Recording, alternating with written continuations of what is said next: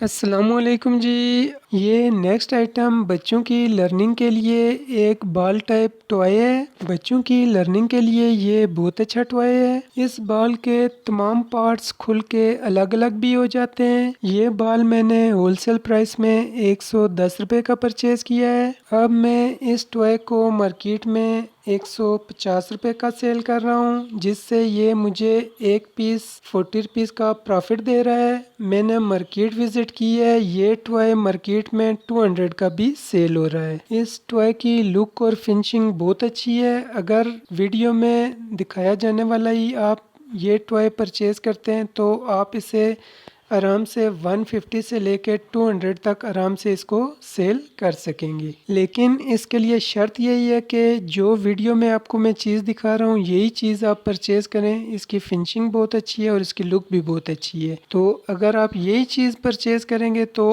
आप इससे अच्छा प्रॉफिट मार्जिन भी कमा सकेंगे। मज़ीद वीडियोस देखने के लिए आप मेरे यूट्यूब चैनल रफ़ाकत अली ऑफिशियल का विज़िट करें।